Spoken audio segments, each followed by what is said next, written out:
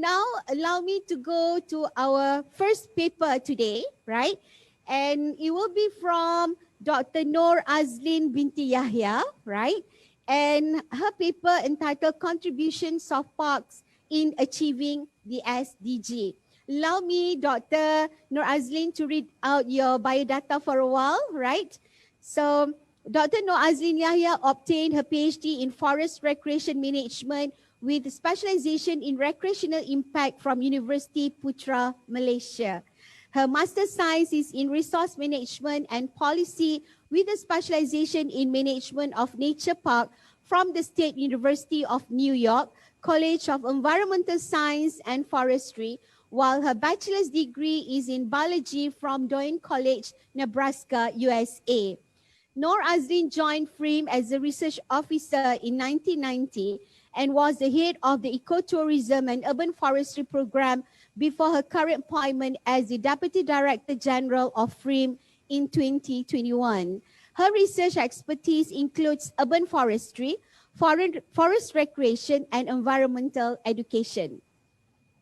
Noor Azlin is an internationally certified environmental educator, University of South Africa, a certified arborist from International Society of Agriculture, USA, and a certified playground safety inspector, IPSI, USA. She is the current president of the Malaysian Parks, Recreation and Amenity Management Society, MyParks, and is involved in international committees such as World Urban Park Asia Pacific Region and the Urban and Peri-Urban Forestry. So today she'll be presenting to her a topic that is affiliated to the International World Urban Park Organization, MyParks, and advocates the sustainability of parks in Malaysia to maximize their ecological and sociological benefits. Here, Dr. Noor Azlin, the president of MyParks, will describe the functional aspect of parks that are in line with the aspirations of the Sustainable Development Goals. So ladies and gentlemen, let us now be with Dr. Noor Azlin Yahya, listen to her paper and learn from what she has experienced, and we may be inspired once again by Dr. Noor Azlin Yahya. Over to you, Doctor. Thank you. Thank you so much, Professor Dr. Atia. Thank you for inviting me to speak. First of all, I would hope that this will be something that is useful for all of you. And mainly I will be talking about benefits. And since our topic for this, our theme for the National Landscape Day today is on Sustainable Development Goal, I will try to plot in the benefits of parks into the Sustainable Development Goals or the actions that we need to do. Yeah. So let me go to my first slide. Okay, I will start with the introduction of MyParks Malaysia. Professor Atia have briefly mentioned about MyParks, and this is the mission of MyParks. We were established in 2014, by the way. So our mission is to support the sustainability of parks and recreation by promoting holistic planning, design, conservation and management. And our vision is for all Malaysians to have access to parks and natural areas in pursuit of quality living environment and lifestyle.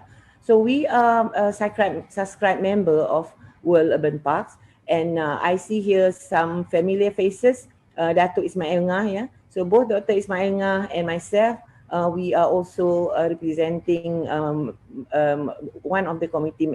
We are both committee members of the Asia Pacific region. So we are working very much together to achieve the similar goals that World Urban Park is trying to achieve, like was presented by Jenny this morning.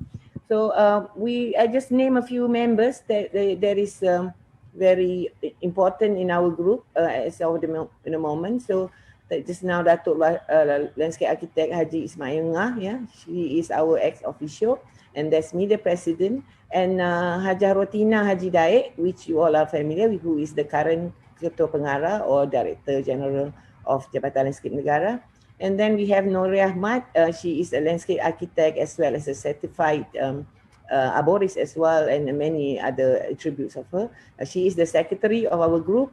And there is Dr. Ahmad Nazrin Aris Anwar, the treasurer from UITM. And we have here with me as well, but probably not captured by the camera, is Ms. Nusriani Saleh. She's our assistant secretary. So this is a brief introduction of MyParks, and I can go to the next slide, please. So Jane mentioned a little bit about the condition of urbanization all over the world, but let me specifically go to Malaysia. So if we see that in the 1980s, 35% of Malaysians are living in urban areas. In 1995, it jumped up to 55%. And today we find that 76% Malaysian lives in urban area. So there is a big number that is living in urban areas, considering as well that Kuala Lumpur and Selangor is holding like 24% of the population in Malaysia. So this is something that maybe our grandparents didn't imagine, but this is what is happening in our country here. So we do need urban forests and parks because we know about the benefits that they do. They ameliorate the harsh conditions in urbanized areas.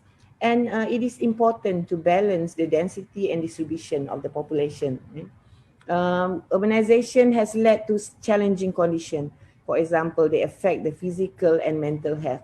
Several years ago, we have a lot of initiatives to bring back Malaysian to healthier recreational pursuit. Yeah?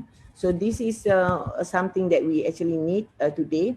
And also because of the COVID-19 pandemic that we are experiencing now, urban green parks actually play a big important in balancing our healthy lifestyle, so that we will always be close to nature, like World Urban Parks tag, which is say nature never closes. So, but this is our what we can call is one escapade for our sanity.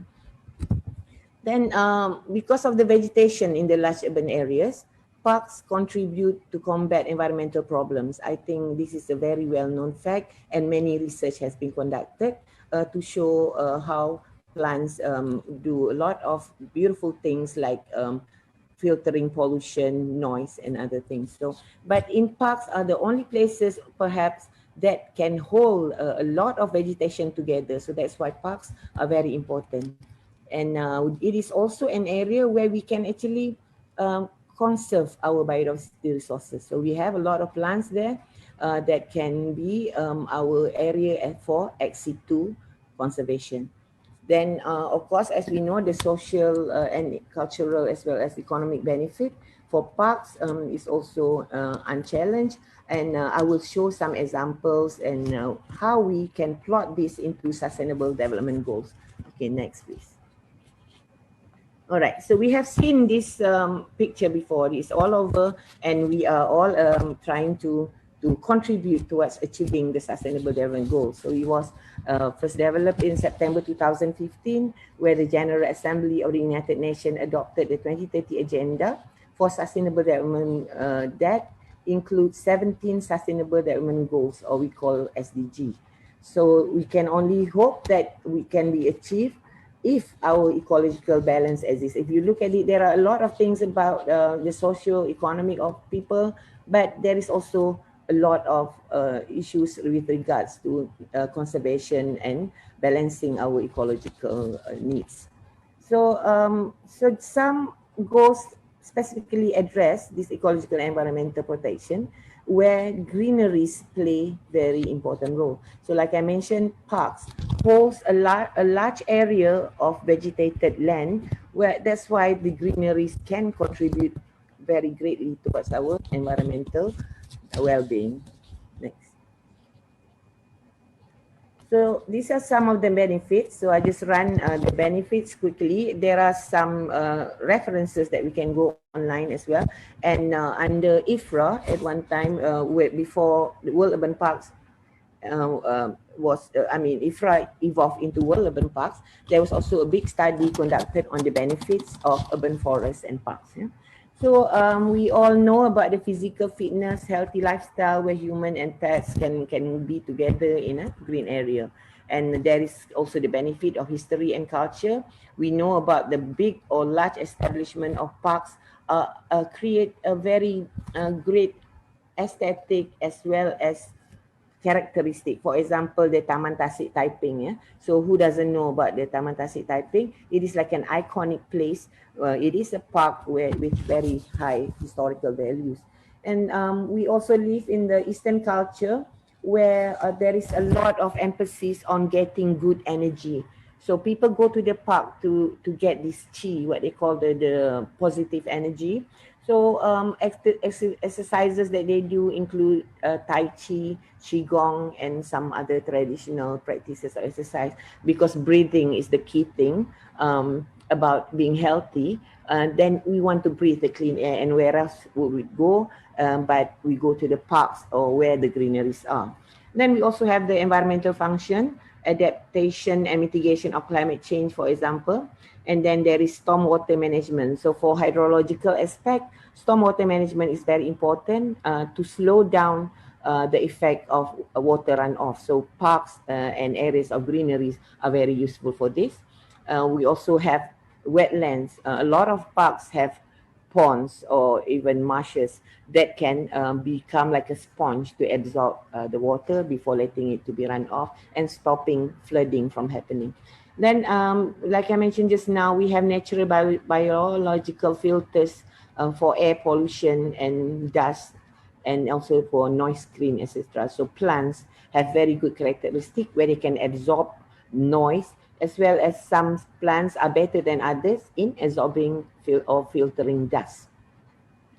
I mentioned just now as areas for biodiversity conservation, where else wildlife can seek refuge, but we have a large area of green. So in the urban areas, parks are probably the only place that they are they are using as areas of refuge, and if we have corridors of green to connect these green parks together, they would be even more wonderful. Then environmental education. So many of our children today are not familiar about our natural resources, and it become a very exciting places for them to learn about nature. As you can see there, this is taken in FRIM. We have entertained a lot of people for educational programs, and to give them a hands-on experience about plants and animals if that comes in their path. Right. Next, please. So for conservation, education, and recreation benefit, I mentioned habitat for conservation of biodiversity. We can relate to historical or cultural value. I have more example after this. We have the educational part of recreation. There is therapeutic benefit. This is just a summary of what I have been saying just now. And for areas that can accommodate people with disabilities, like people on wheelchairs, this is an area of very good therapeutic benefit.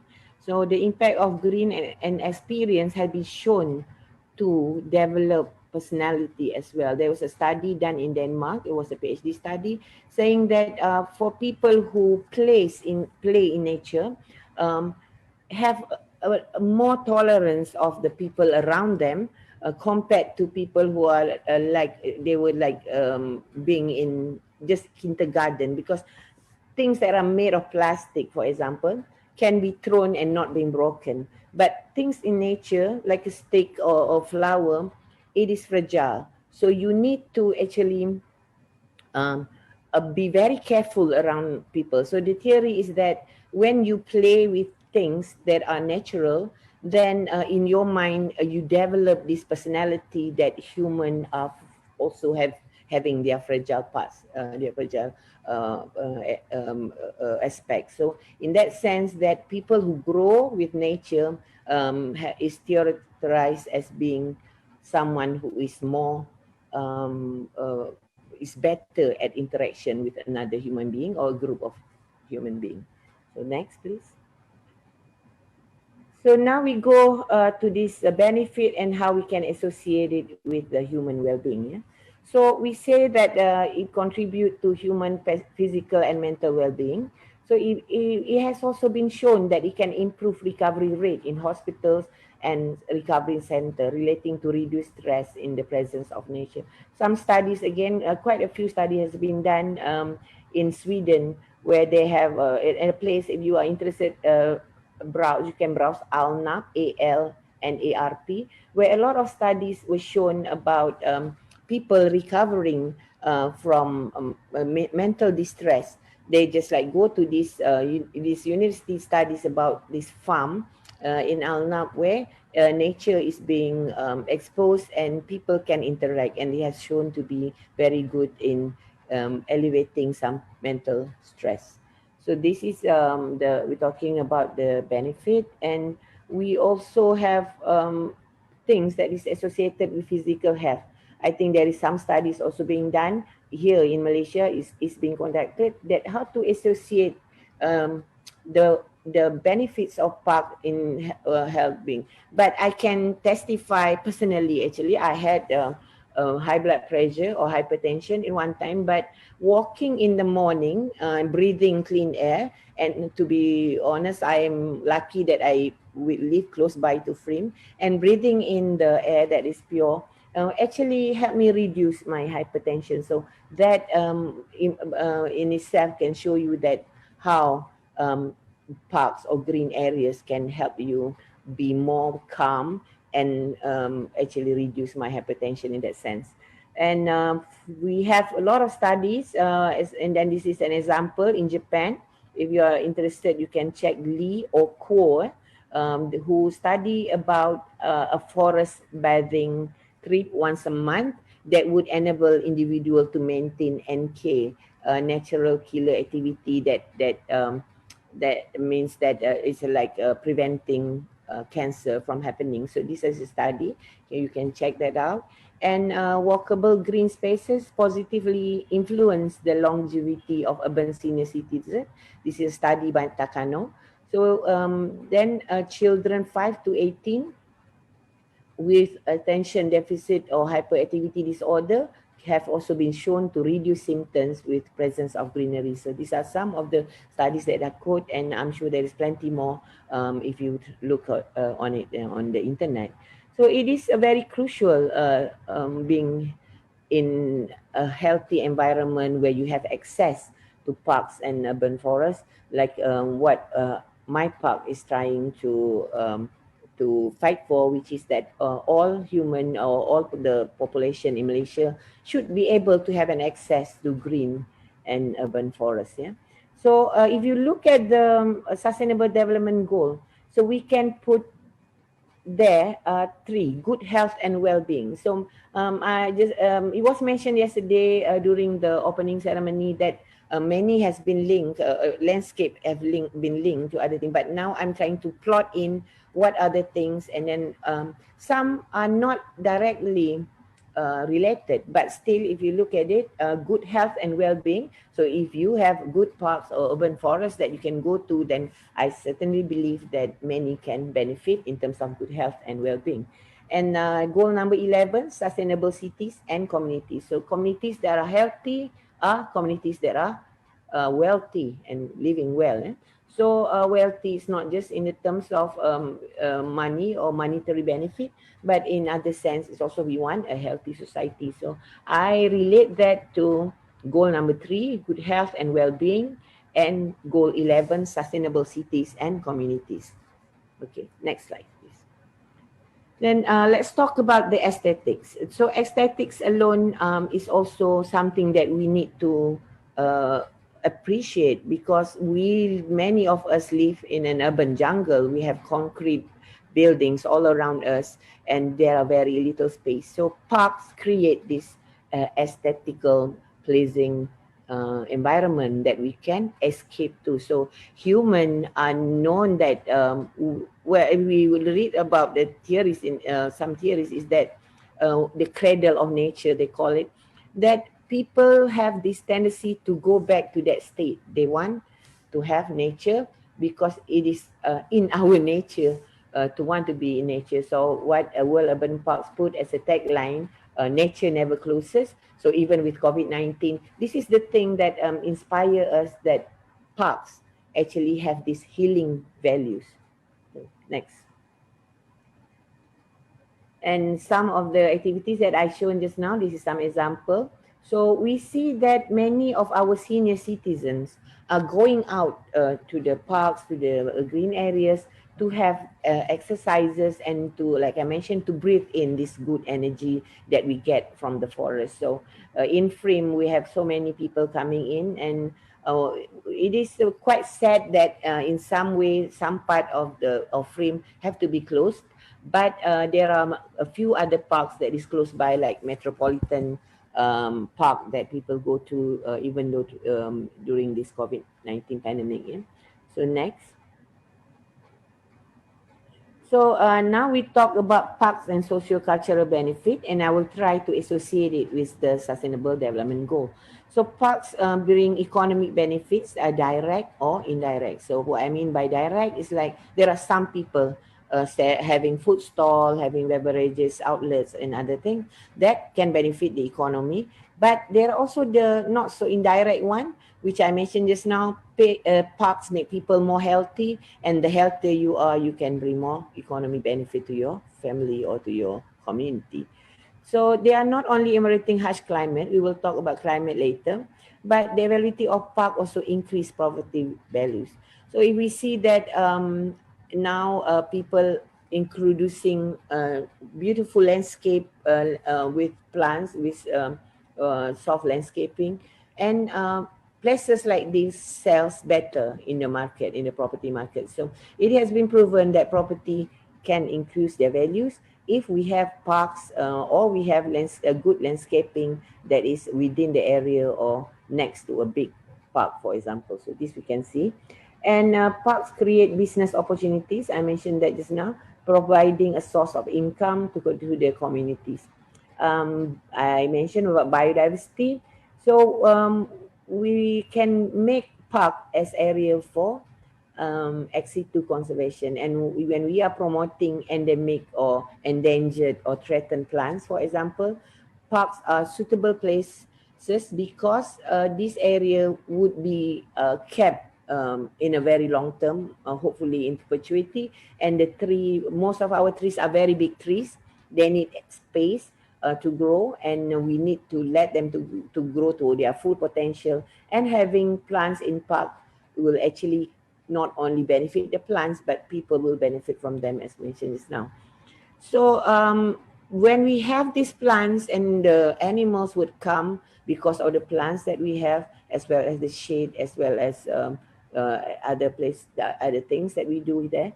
But we can use that place for environmental education. So I see that this is a very highly potential areas. We do have forests in Malaysia, but how many percent of the population can afford not only the time but the money to go for a national park, for example? But a park in the urban areas is very accessible, so children of small age can also enjoy it. So parks are very useful. And it can be related to cultural heritage. For example, we have people who um, places like they show how characteristics other parks is.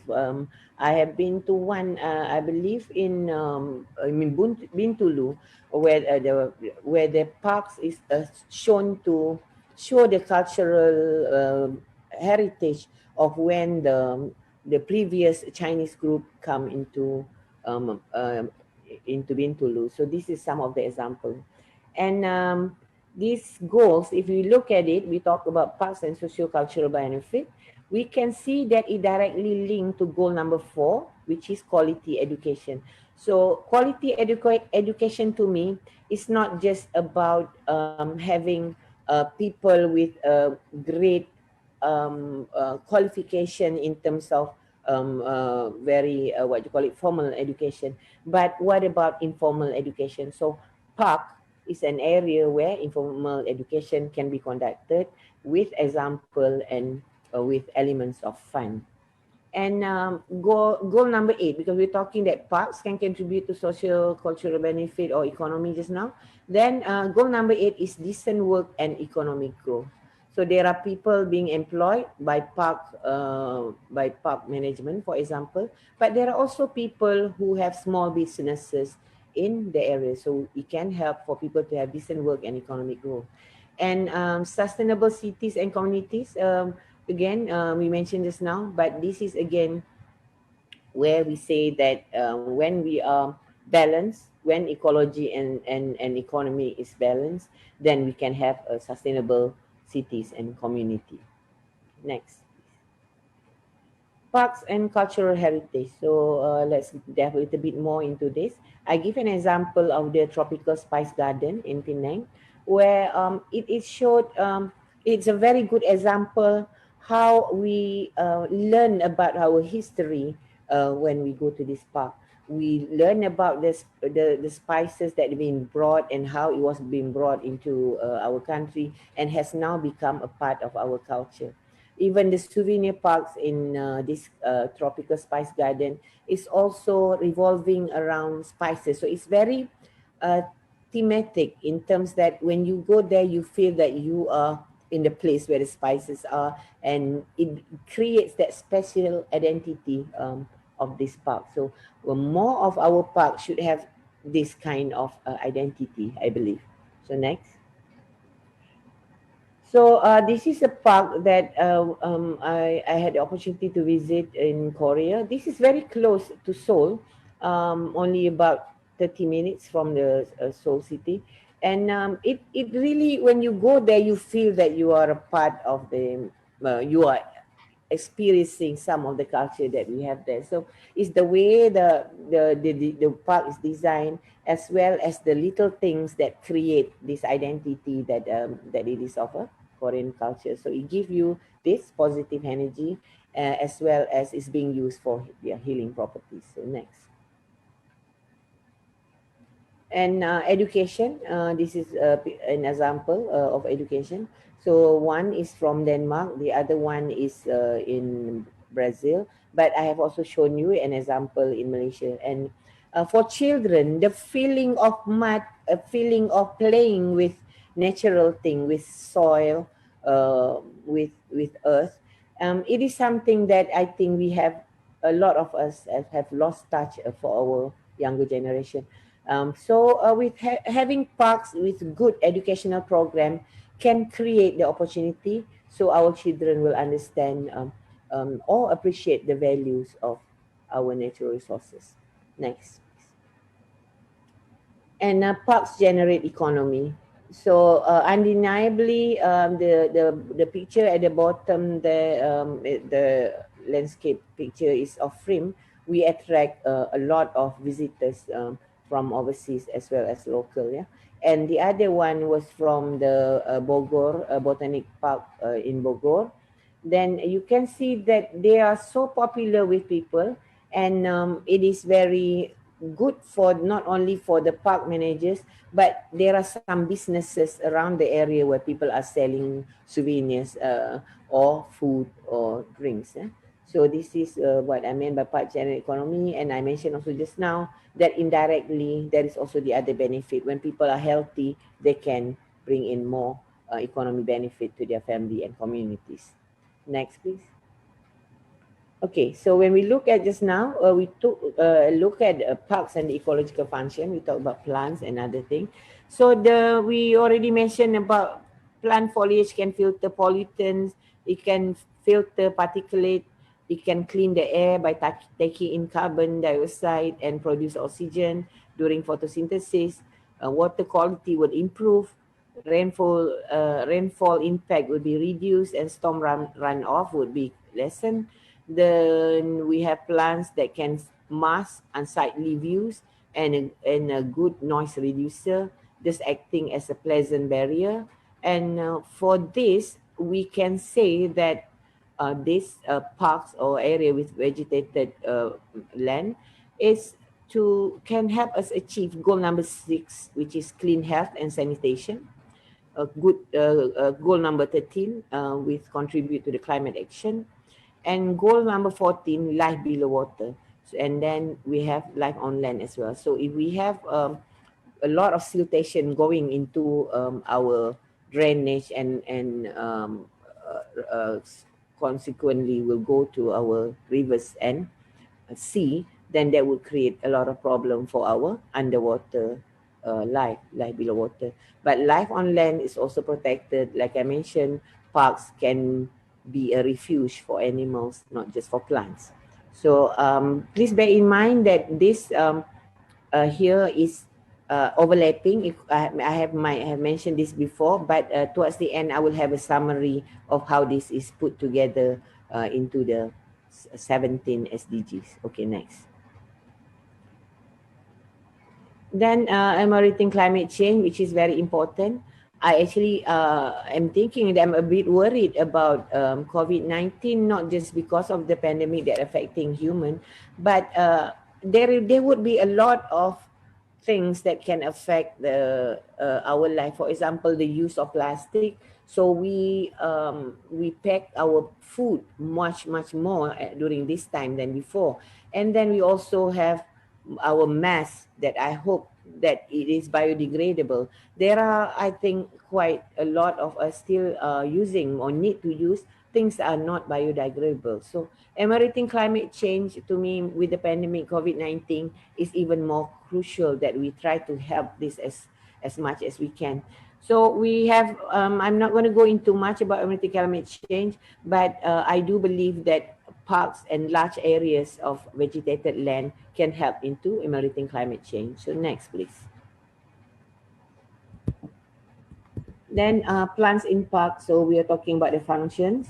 Um, then we say that it can act as filter and also to reduce heat island effects in urban areas. Some study has been done and it says that having park is like having an air conditioner in an area which is too highly developed or too much filled with concrete building, for example. And it serves as a natural biological air filters to air pollution and dust. I have mentioned this before, access noise screen and help in water management. So this is to reiterate the importance of functions of plants in parks. So next, plant values. So people have been conducting a lot of research. This is quite an old one from Scherer 2003, but it is very comprehensive, so I quote it here. In 50-year lifetime, one tree generates about 31,250 worth of oxygen. This is done in 2003, and I'm sure the monetary value is much higher now. And provide 62,000 worth of air pollution control, recycle 37,500 worth of water, and controls 31,250 US dollar worth of soil erosion. So this is only one example of the studies that we conducted, but it is quite holistic in terms of looking at oxygen, pollution control, water and soil erosion. So I could here, but I'm sure that there are many others that you can find as reference. Next. Water retention and flood mitigation. So these are some of the creative way that is being done in landscaping to help reduce water runoff. Then this is, I think wetlands at one point in Malaysia is treated as wasteland. But now I think we appreciate more about the function of a wetland and what it can do for us to stop flooding in certain areas. So these are some of the creative landscape elements that we had the pleasure to sample in New Zealand. So next please. All right, so this is the summarizing slide about the Sustainable Development Goal. So I've spoken a lot about the function, the benefits, either socio-economy or ecological. Then we can actually see that I saw related is 3, 4, 6, 8, 11, 13, 14, and 15. So there is plenty that we can learn from this. And then we feel that parks is very important because I see there it is so many that we can do to help everyone achieve our sustainable development goal, and how we can integrate this into our local agenda. How we in Malaysia, by providing parks, can help develop this uh, actions towards our achieving the goal of sustainable development. So next. And this is why MyParks is advocating more and more parks, and the larger the better. And because it can be a habitat for conservation of biodiversity, we can relate it to our cultural values. So it's good if in landscaping we integrate our cultural element to give certain identity to certain parks. We have educational recreation. So although parks is very important for physical health, but or for a let out for exercise and other things, but I do believe that we need to intensify a little bit on the educational recreation. Then we will have this effect of ameliorating the climate impact. So I hope with more greens, better for us to address the problem of climate change, especially in the urban areas. Then there would be an ecological balance. So we are not so much of a concrete jungle here, especially out in Kuala Lumpur, Selangor, or in the Federal Territory areas. But we hope to achieve a little bit of a balance with the creation of more parks so that we will have more happier and healthier people. Okay, next. I believe that is my last slide. So I believe that we have to work together. There are many NGOs that I think have the great vision of achieving the goals that is associated with the Sustainable Development Goal. We have PAM, Persatuan Arboris Malaysia, Malaysia Society of Arboris, for example. We have the Playground Safety Association Malaysia, for example. We also have a lot of NGOs like Malaysia Nature Society, World Wildlife Fund, and other many others. And I'm sure many of the audience here come from a local government. So these are the things that we can do together. So local government can work with NGOs as well as other government bodies. So I believe strongly that together we can move the world towards sustainability. So with that, I thank you. And I would love to answer any question. If you have any, then I will check on my chat box as soon as possible. Thank you. Thank you. Thank you so much, Dr. Noor Azlin binti Yahya, with her paper just now. So it is basically reinforcing the importance of parks, especially in urban area, and how could we achieve SDG via the potential of parks in urban community in particular. So Dr. Noor Azlin, the question for you here is that since we all know that you are also from FRIM, yeah? So would you like to share with us the situation last year when we heard COVID came in, to appear to the world, and then FRIM is actually closed for people, and there were news or requests by the community, I want to go to FRIM parks and whatnot, but you are closed. So after, I believe the FRIM parks is closed for about 1 year.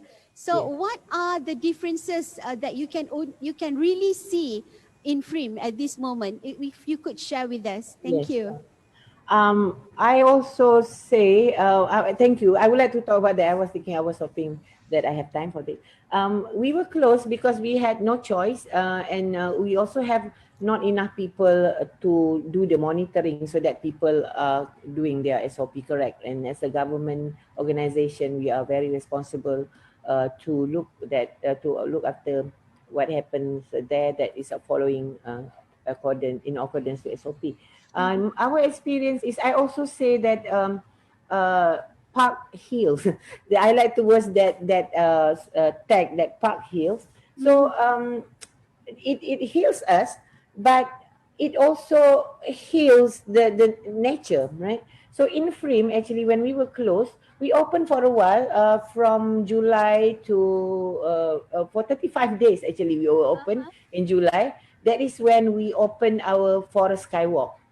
And the experience there is amazing because we see that how people are really uh, very excited to be able to go outdoors. So there I see that how important green areas are. So I would tell you, in that 35 days that we opened for the skywalk, sorry, we achieved about 12,000 visitors. Oh So my you God, can that's imagine. So on the first fantastic. day that we opened the forest skywalk, which was on Yeah. 31st August, sorry, it wasn't July, it was August, 31st August we opened, and we sold out the tickets in the first hour.